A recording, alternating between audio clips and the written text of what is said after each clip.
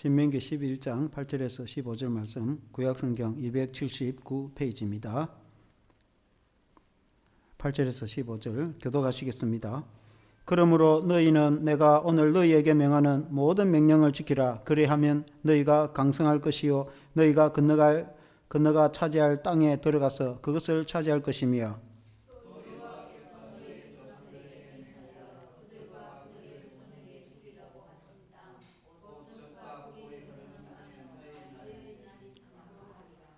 너가 들어가 차지하려 하는 땅은 너가 나온 애굽 땅과 같지 아니하니 거기에는 너희가 파종한 후에 발로 물대기를 채소밭에 댐과 같이 하였거니와,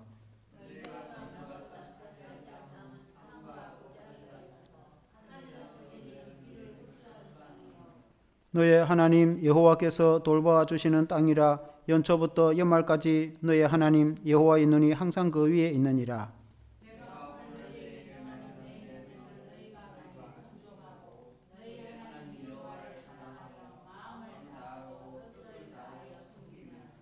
여호와께서 너희의 땅에 이른 비 늦은 비를 적당한 때에 내리시리니 너희가 곡식과 포도주와 기름을 얻을 것이요 또 가축을 위하여 들에 풀이 나게 하시리니 너가 먹고 배부를 것이라. 아멘. 할렐루야. 너희의 복된 기업이란 제목으로 말씀을 드리겠습니다.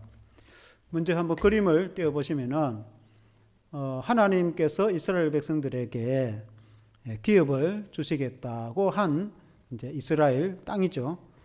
이 말씀은 아직 저 땅으로 요단강을 건너가지는 않았지만 요단 동편에 르우벤, 갓, 므낫세 반지파가 땅을 먼저 물론 기업을 얻었고, 그리고 이제 서편의 땅을 아직 차지하지는 않았지만 저 땅을 주시겠다 그렇게 이제 약속을 했습니다.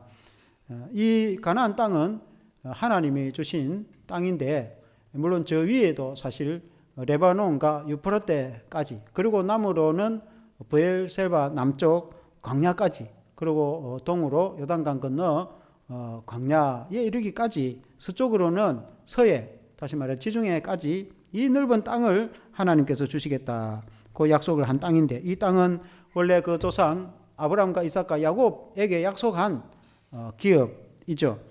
그리고 그 땅은 원래 가나안 자손들이 살던 땅인데, 오늘은 이제 이 땅 하나님 주신 기업에 대해서 말씀을 전하기를 원합니다.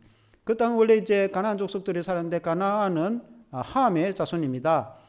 노아의 세 아들 셈과 함과 야벳이 있었는데, 함이 이제 노아의 저주를 받게 되어져서 그 중에 함의 아들 중에 특히 이제 가나안이 더욱 악하고 우상 숭배가 심하고 또 더 이제 저주를 받게 되어 이 가나안 땅에 사는 종족들이, 많은 종족들이 있었는데 그 종족들의 대부분이 그 가나안의 이제 자손들입니다. 그래서 이제 가나안 땅이다 이렇게 주로 말을 합니다.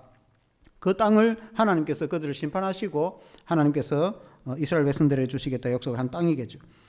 그래서 그 땅의 위치가 북으로는 유프라테스, 서로는 지중해, 동으로는 요단강 건너 그 광야의 아라비아 사막에 이르기까지, 남으로는 또 그 시내 그 광야에 이르기까지 이 넓은 땅을 하나님께서 주시겠다 약속했는데, 그 땅은 정말 그 표현대로 젖과 꿀이 흐르고 또 하나님께서 기름진 땅이며 축복의 땅이라, 하나님이 주신 그런 복의 땅이라라는 이제 그 말씀입니다. 오늘 이 말씀으로 은혜를 받기를 원합니다.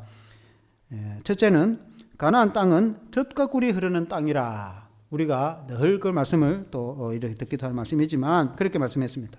8절에 한번 보면, 그러므로 너희는 내가 오늘 너희에게 명하는 모든 명령을 지키라. 그래야면 너희가 강성할 것이요 너희가 건너가 차지할 땅에 들어가서 그것을 차지할 것이며, 하나님께서 모세를 통해서 주신 그 말씀을 지켜 행하고 말씀대로 청종하여 살면은 하나님께서 이스라엘 민족을 강하게, 강성하게, 강력한 민족이 되어서 그 땅 백성들, 악한 백성들을 몰아내고 그 땅을 차지할 것이다 그 말씀이겠죠.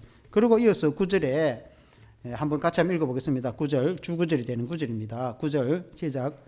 또 여호와께서 너희의 조상들에게 맹세하여 그들과 그들의 후손에게 주리라고 하신 땅 곧 젖과 꿀이 흐르는 땅에서 너희의 날이 장구하리라.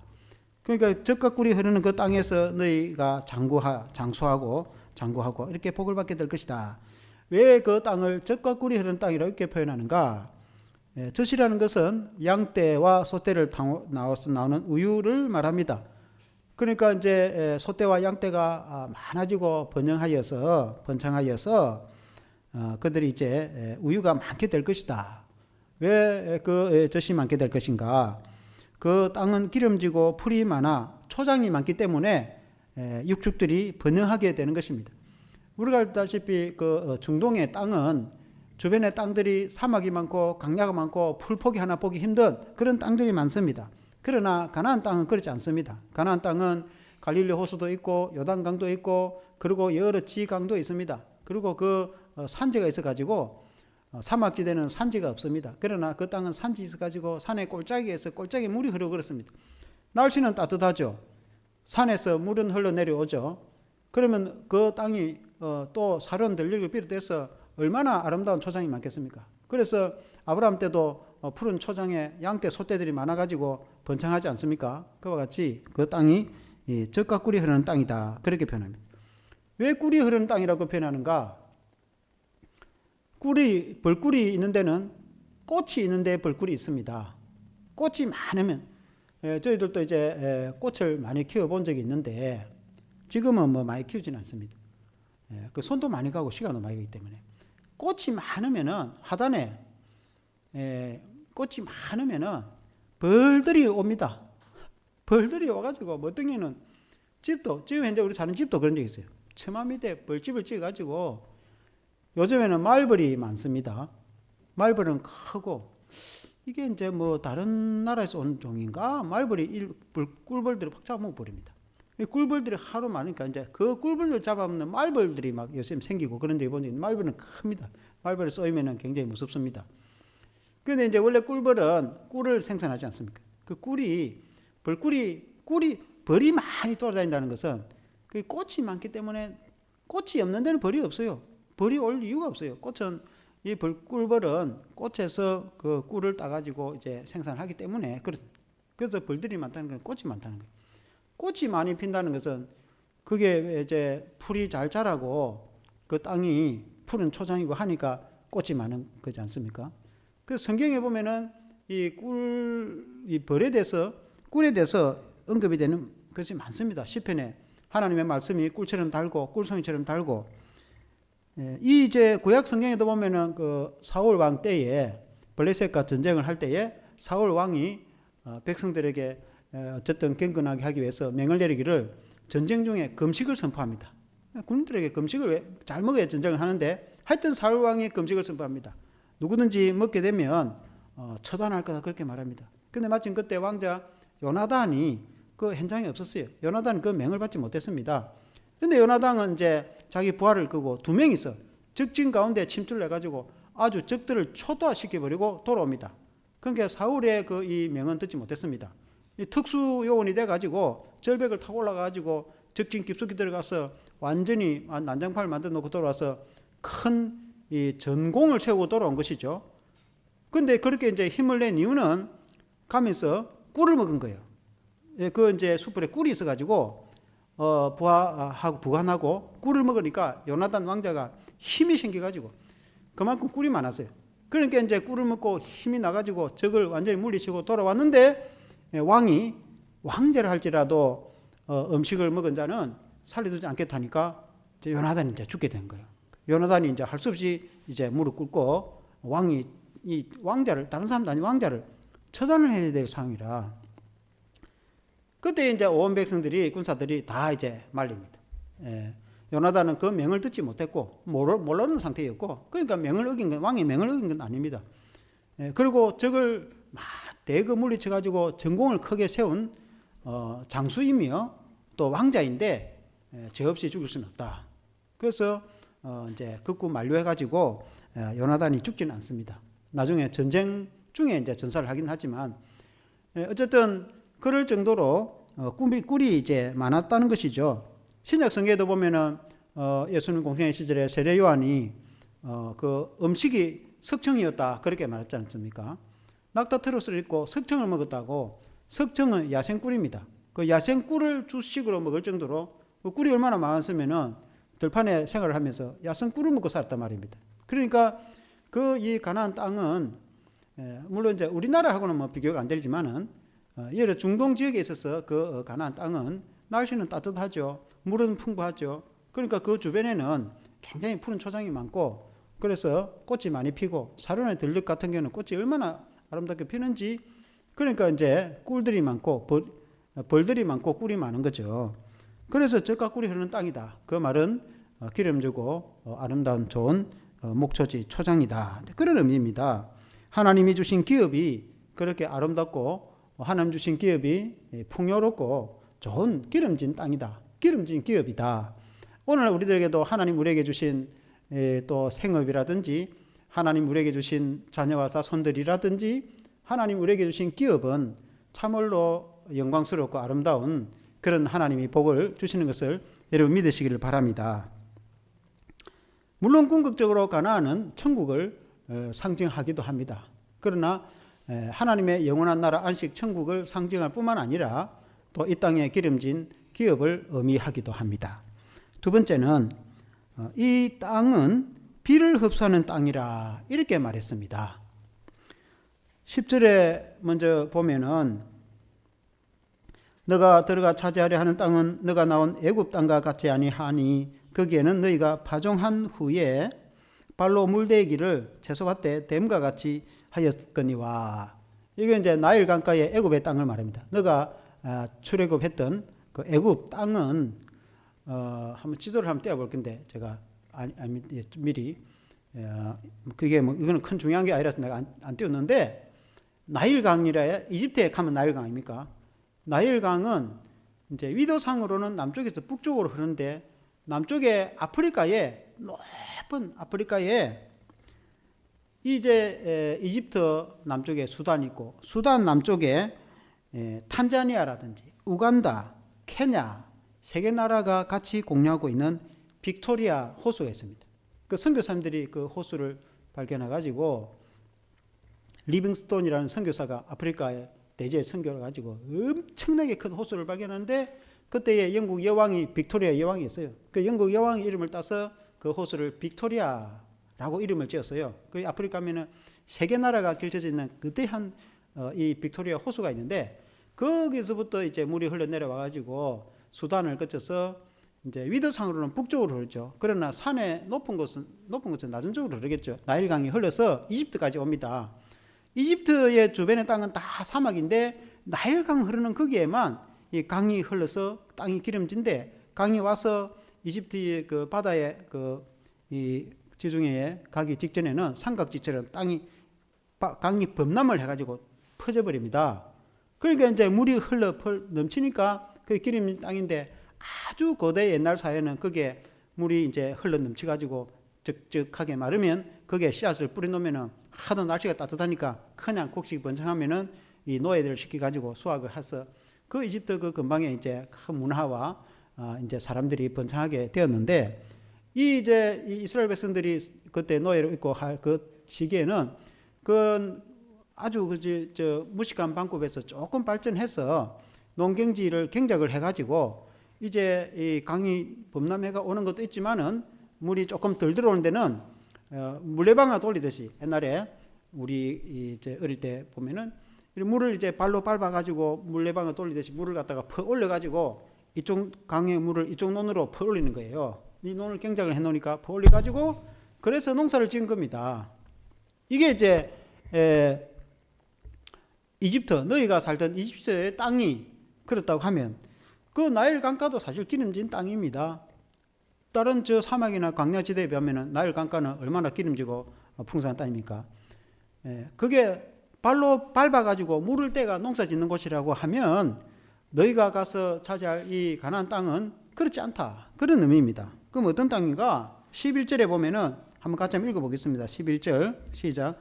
너희가 건너가서 차지할 땅은 산과 골짜기가 있어서 하늘에서 내리는 비를 흡수하는 땅이요. 하늘에서 비를 흡수하는 땅이다. 이게 무슨 말씀이냐면 이스라엘 땅에 가면은 산이 있어가지고 산이 비를 흡수를 하는 거예요.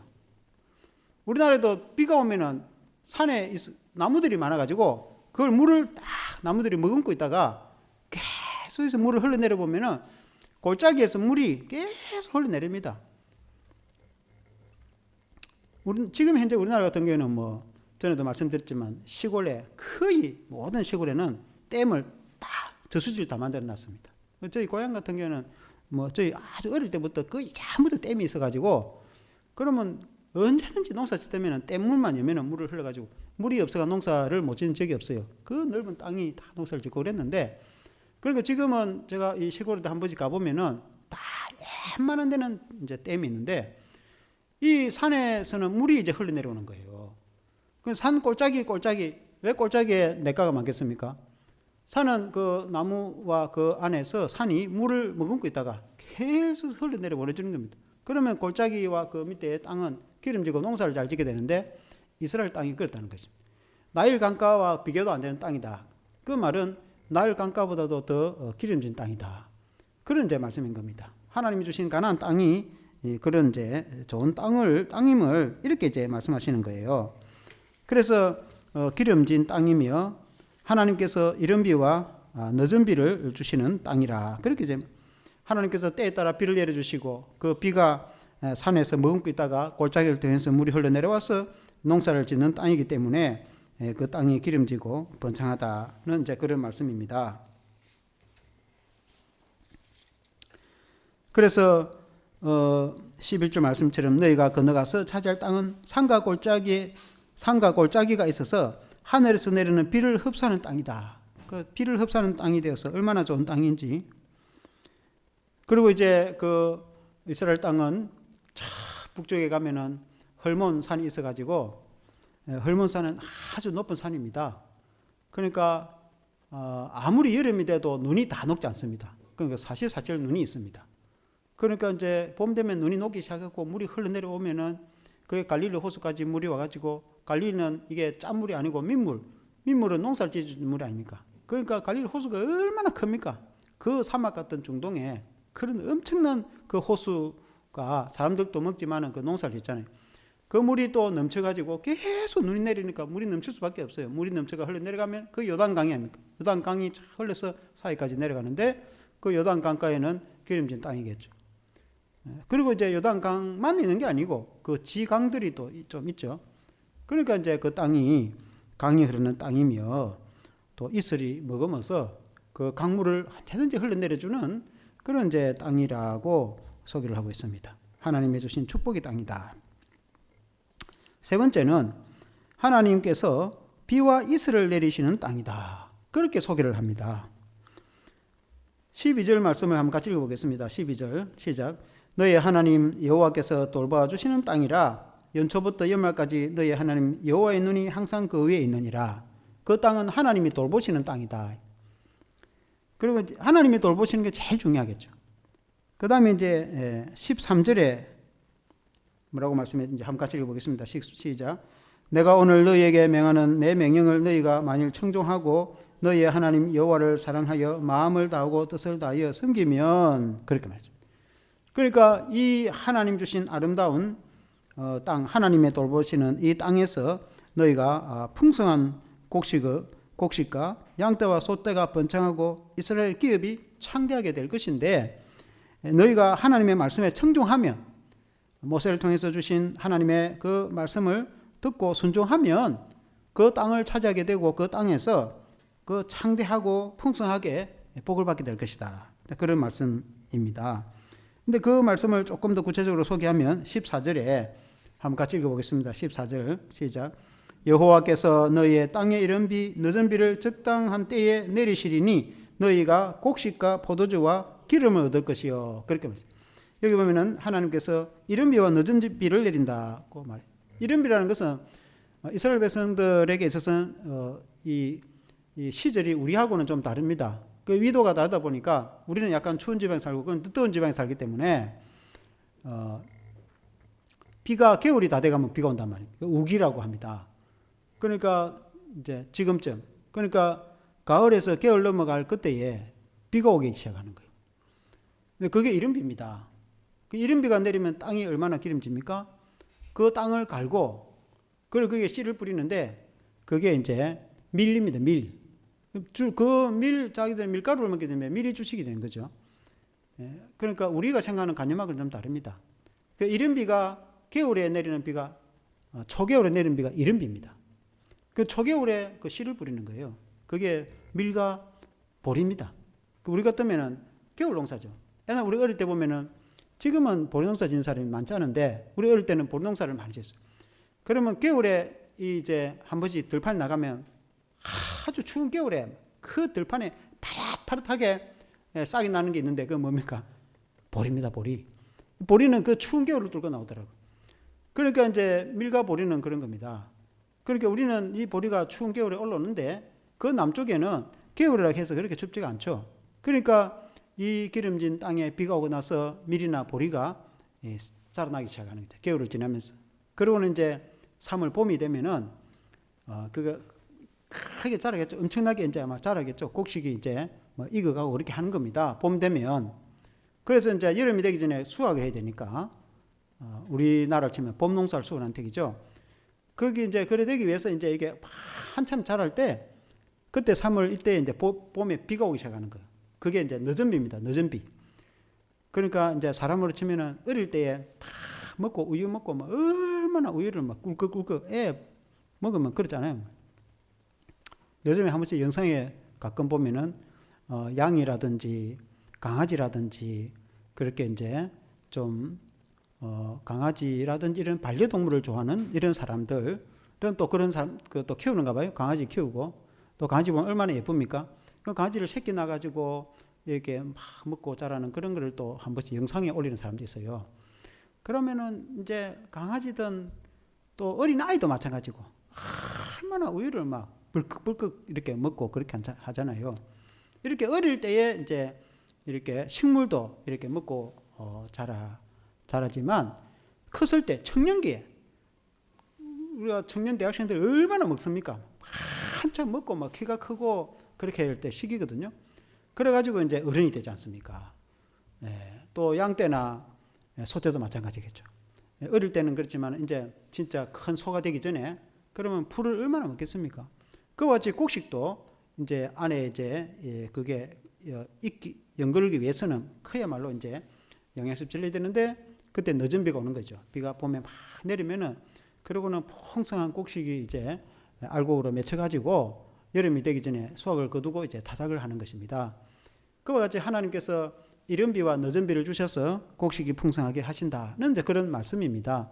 영적으로는 우리 하나님께서 항상 우리들에게 이른 비와 늦은 비를 주신 하나님이신 우리가 일의 초기에 그 일의 초기에 하나님 은혜를 베풀어 주시고 또 일을 마무리 지을 점에 하나님 또 은혜를 베풀어 주시고 하나님이 우리의 인생에도 우리가 젊고 어렸을 때도 하나님 은혜를 베풀어 주시고 나이가 많아가지고 늙었을 때도 하나님께서 은혜를 베풀어 주시고 우리 하나님은 이른 비와 늦은 비를 주신다.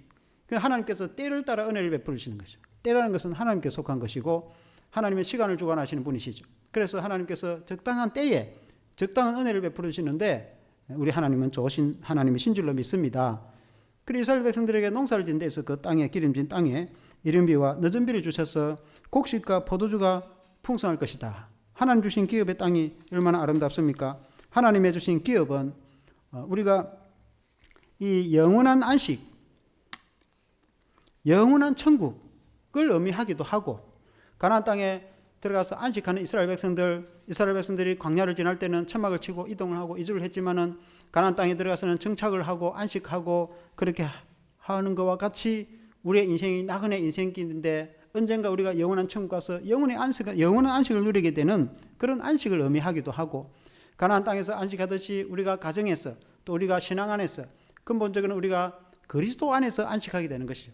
우리가 천국 갔든지 이 땅에서든지 우리가 진정한 안식은 예수 그리스도 안에 우리 성도 우리 사람이 예수 그리스도 안에 머물 때 우리가 참된 안식을 누리게 되는 것이죠. 그래서 가나안은 안식을 상징하기도 합니다. 우리가 그리스도 안에서 우리가 영원한 안식을 우리가 누리는 그런 것을 의미하기도 하고 또 이 가나안 땅은 우리가 육신적으로 하나님의 주신 그 기업에 번창하고 장수하고 하나님께서 자손들이 복을 받고 창대해지고 강성해지고 세계와 열방 가운데 우선 민족이 되고 라고 강조하는 것으로 보아서는 이 땅의 기름진 복도 의미를 합니다. 그래서 우리가 늘 강조하듯이 예수 그리스도 안에서 하나님이 주시는 복은 우리의 가문과 우리의 자손들에게도 하나님께서 창대한 복을 주신다고 말씀하고 있지 않습니까? 15절에 보면은 또 가축을 위하여 들에 풀이 나게 하시리니 너가 먹고 배부를 것이라. 그러니까 이 풀이 많이 나니까 가축이 잘 되고 너가 풍성하게 될 것이다.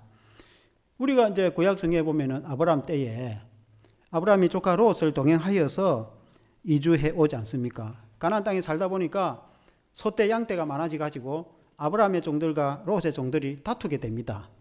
그러니까 얼마나 소떼 양떼 많았으면은 서로 너무 많으니까 서로 좋은 목초지를 차지하려고 서로 가고 하다 보니까 이게 다투게 된 거예요. 그러니까 아브라함이 너와 나 혈족인데 다투면 되겠나? 그러니까 이제 너무 많아서 한 곳이 이렇게 곤란하니까 조금 넓은 지역으로 이렇게 나누자. 그렇게 된 거거든요. 그래서 아브라함이 롯에게 너가 좌하면 내가 우하겠고 너가 우하면 내가 좌하겠다고 그렇게 선택을 주지 않습니까?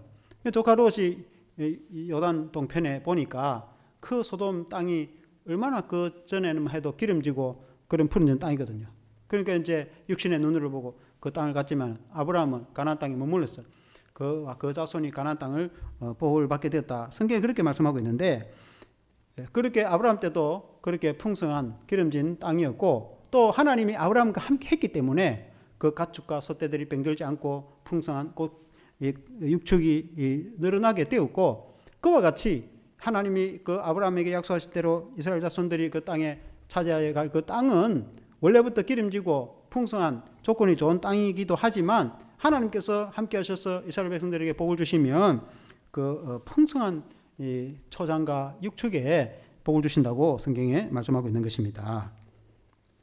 그래서 하나님의 말씀에 순종하고 말씀대로 살면은 그런 복을 주시겠다는 말씀이며 16절 17절에 보면은 너희는 스스로 삼가라 두렵건대 마음에 미혹하여 돌이켜 다른 신들을 섬기며 그것에게 절함으로 여호와께서 너에게 진노하사 하늘을 닫아 비를 내리지 아니하여 땅이 소산을 내지 않게 하심으로 너희가 여호와께서 주신 아름다운 땅에서 속히 멸망할까 하노라.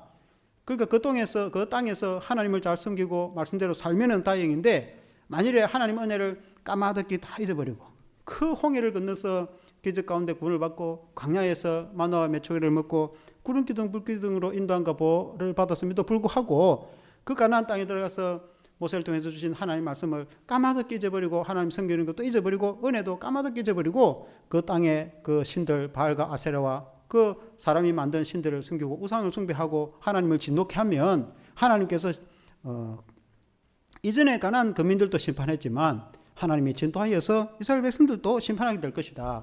그러면 그 아름다운 풍성한 그 목초지에서 너희가 멸망을 당하고 쫓겨나게 되면 어떻게 되겠나? 그러니까 그런 일이 일어나지 않도록 하나님 말씀을 잘 들으면 좋겠다. 모세가 요단강 건너기 직전에 지금 남아있는 다음 세대에 이스라엘 백성 자손들에게 하시는 말씀이거든요. 23절에 보면은 여호와께서 그 모든 나라 백성을 너희 앞에서 다 쫓아내실 것이라. 너희가 너희보다 강대한 나라들을 차지할 것인지라. 원래 그 땅 거민도 그렇고 북쪽에 해 족속 뭐 이런 여러 민족이 있습니다. 역사적으로 세계사에 보면 해는 히타이트 족속입니다. 히타이트 족속은 사실은 대제국을 건설합니다. 뭐 아수르만큼은 안 되지만 아수르 이전에 대제국을 건설한 히타이트 하면은 엄청난 제국입니다. 그 성경에 보면 해 족속 많이 나옵니다. 해 족속들이 공격하는데 다윗이 그들을 물리치고 뭐 해 족속들이 북방 이민족 가운데 해 족속이 있습니다. 굉장히 강성한 민족입니다. 엄청난 군대와 강성한 민족입니다. 그럴지라도 이스라엘 백성들이 들어가서 그들 다 물리치고 다 쫓아냅니다. 가나안 땅에 거주하는 이민족 나중에 이제 물론 이제 다 블레셋이라든지 일부 남겨두어서 또 그렇게 하지만 그러나 대부분은 여호수아 때 그 강한 나라 백성들을 다 쫓아내고 너희가 찾아야 될 것이다. 그렇게 하나님 말씀했지 않습니까? 하나님께서 하나님을 섬기는 이스라엘 백성들을 강하게 할 것이다. 오늘날에도 우리가 예수님을 믿고 하나님을 섬기는 주의 백성들은 강하고 담대한 백성들이 될 줄 믿습니다. 뿐만 아니라 24절에 보면은 너희가 발바닥으로 밟는 곳은 다 너희의 소유가 되리니 너희의 경계하는 곳 광야에서부터 레바논까지와 유프라테스 강에서부터 서해까지. 유프라테 강이라고 하면은 저 북쪽에 그 바벨론 쪽에 가 있는 유프라테 강을 말합니다. 그러니까 유프라테 강 남쪽 지역이 사실 가나안 땅입니다. 그리고 이제 서쪽으로는 그림을 한번 더 띄워보십시오. 서쪽에는 서해는 지중해입니다. 서해. 근데 가운데 이제 그 밑에는 사해 바다고 위에는 조그마한 그 주변에 실제로는 크죠. 호수, 갈릴리 호수. 가운데 요단강이 있지 않습니까? 그래서 요단강 왼쪽에는 서편 땅을 차지한 그 이제 7지파들. 그리고 이제 동쪽에는 이제 세 지파. 정확하게 말하면 2지파반이죠. 그러니까 그 땅, 그리고는 요단 동편에 사는 그 땅 거민들, 저기에 이제 강이 있고, 야복강도 있고, 뭐 아르논강도 있고, 뭐 그 강 주변에 이제 이 지강들이 있습니다. 요단강 오른쪽에, 요단강 서쪽도 마찬가지고, 지강들이 있는 저곳에 주민들이 살지, 거기에서 좀 더 가보면은 아라비아 사막에 사람 살 데가 못 돼요. 사람 살 데가 없어요.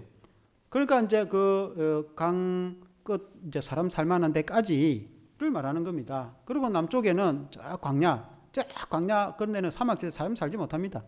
그러니까 사람 살지 못할 지점까지 그 이제 남쪽 광야까지라는 말은 그 말입니다. 그 옛날 고대에는 쫙하게 오늘처럼 국경지대가 그물 끝듯이 이렇게 되어진 것이 아니고 사람 안 사는 곳은 그냥 적당한 공간입니다. 거기서부터 쭉 사람 사는 지역이 이제 이 국경 지역입니다. 우리처럼 오늘같이 철책선을 꺼가지고 이런 이 시대는 현대에서 그렇지 옛날에는 중간지대는 그냥 사람도 안 살고 뭐 이쪽 저쪽도 아니고 뭐 그런 거예요. 그게 국경입니다. 국경이라는 게 끔뜻 국경이 아니고 넓은 사막이 그냥 국경인 겁니다. 그와 같이 이제 사람이 많이 사는 곳은 북쪽에 강, 유프라테 강이 이제 국경선이 택입니다. 유프라테 강까지면은 북쪽에 레바논이 있고 레바논 위에가 유프라테입니다. 아람을 지나서 사실은 그곳까지 하나님 주신 땅입니다. 그러나 다윗 때는 거의 그까지 차지합니다. 다윗이 아람까지 밀고 나와서 아람도 정복해버립니다. 성경에 보면 아람이 얼마나 강대국입니까? 늘 전쟁을 하잖아요. 근데 다윗 때는 아람도 아주 정복을 해가 굴복을 시킵니다. 그럼 아람 북쪽 유프라테까지 다윗 시대는 거의 땅을 이제 점령합니다. 그러나 이제 후대 때에는 왕들이 또 이스라엘 백성들이 하나님을 잘 섬기지 못하고 하나님을 섬기기는 섬기지만 온전하지 못해가지고 이민족이 막 독립을 하고 어쨌든 그래서 그 하나님 주신 그 땅을 다 차지하지는 못하지만 하나님 주신 이스라엘 땅을 차지하게 되거든요.